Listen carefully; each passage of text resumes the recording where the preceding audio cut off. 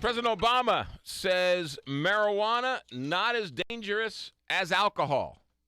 Let me repeat that. In a New Yorker magazine article, President Obama says that marijuana is no more dangerous than alcohol. One more time. The President of the United States just announced that marijuana is no more dangerous than alcohol. He also went on to say that if he had sons, he wouldn't let them play football. Find that interesting as well. Marijuana is a Scheduled I drug. It's in the same category as heroin, ecstasy, and LSD.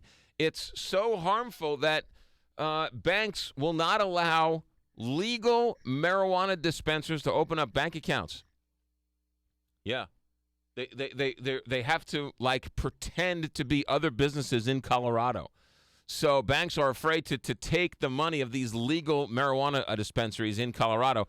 So they're literally bringing bags and bags of cash to the bank because they're not allowed to use debit cards. They're not allowed to use credit cards. It's a cash-only business in Colorado.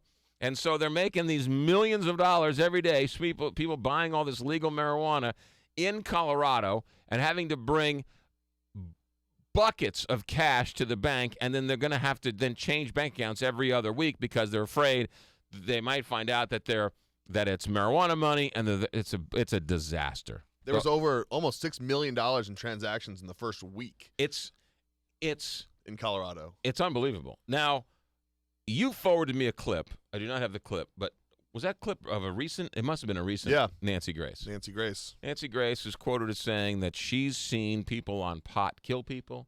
She's seen people on pot murder people and drive drunk, and so that's why we should not legalize marijuana. And she cut the guy's mic off who was speaking from the other point of view. Why would she do that? That's rude. That is rude. Why would she cut Mr. Milhaven? Why would she cut somebody's mic off? But that's the latest in a long line of people who say marijuana is a gateway drug. They say marijuana kills. Marijuana is evil. Don't legalize marijuana. I don't want somebody driving down the street high on pot. Yeah, because no one today is high on pot driving down the street. There is not one good reason. Not one. There's not one good reason why marijuana should not be legal in this country. There's not one. And it's really fascinating how people otherwise smart, normal people lose their mind when you talk about legalizing marijuana. Oh, they'll talk about freedom, all right. Oh, they'll talk about the government infringing on our rights. Oh, they'll hold up signs that say, don't tread on me. But you know what? Can I smoke marijuana in my house on a Saturday night in the comfort of my house? No. Why not? Because. Why? Because. Just because. Talk about don't tread on me. Talk about infringing on somebody's human rights. I can get drunk out of my mind. That's legal.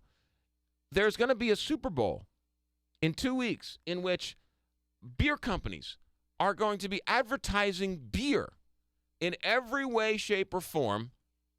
And the President of the United States said marijuana is no more dangerous than alcohol. So my question is, what happens if we start advertising marijuana or cannabis? Or, hey, let's have a fun cigarette, right? Or how about some type of magazine ad that has two people hanging out?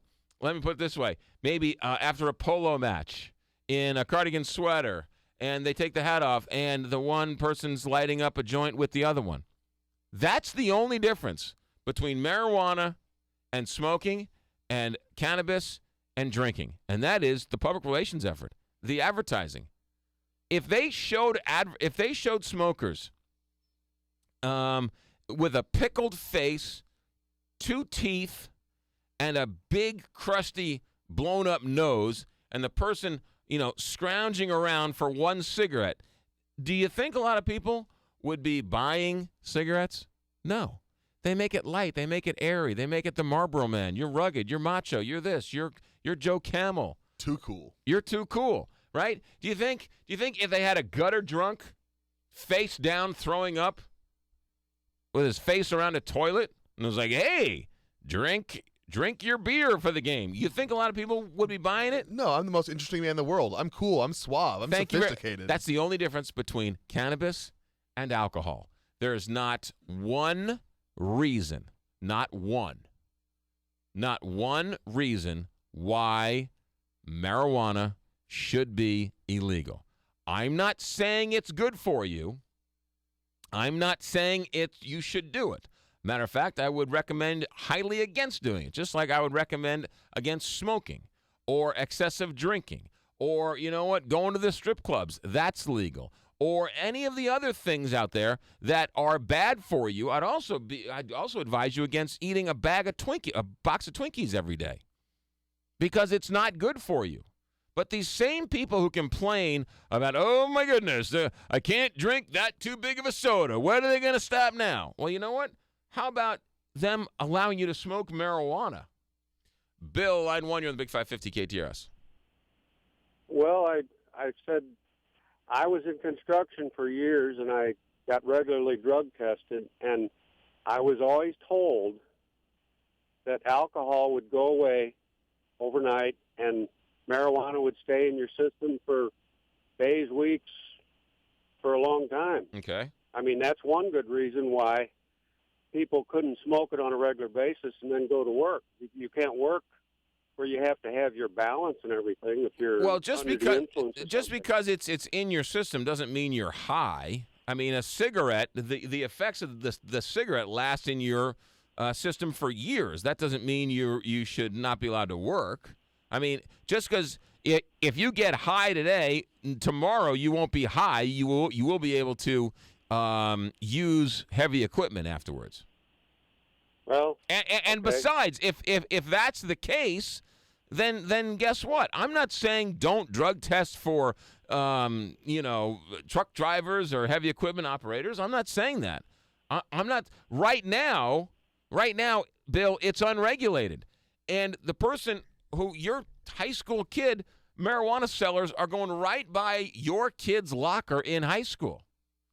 They can't get alcohol, but they sure can get marijuana. Rich, you're on line 2. Now you're on KTRS. Hey, good morning, McGraw. Good morning, Rich. Hey, I'd like to applaud you for your advocacy of actually trying to legalize it, but I also like to applaud you for your advocacy of not starting or not doing it because of its health issue. I don't see any difference in the smoke intake from a marijuana cigarette or a tobacco cigarette that isn't infected with the tobacco company's extra chemicals. Right. I don't know what the chemical compound is of just natural tobacco compared to a cigarette. Right.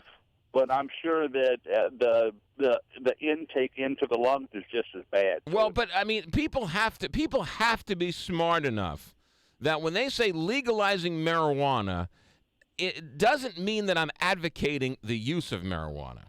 I'm saying that we're trying to stop it. Do you believe it that there are people in jail for smoking marijuana? There are people in jail for selling marijuana? I mean, well, let's tell what the root of the whole illegalization of marijuana was. What was the cause of it? Our tax dollar. Why are my tax dollars going to arrest somebody and to convict them and to incarcerate them for smoking marijuana? What a waste of time, money, and energy. And if you're really for a smaller government and for freedom, you would be for the legalization of marijuana.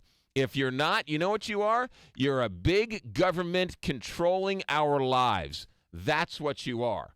And so it's a gateway drug. You know what? Breathing's a gateway drug. And besides, marijuana is not a gateway drug because people are already taking heroin, oxycodone, prescription painkillers. That's a gateway drug. I said my piece. 9:52, KT.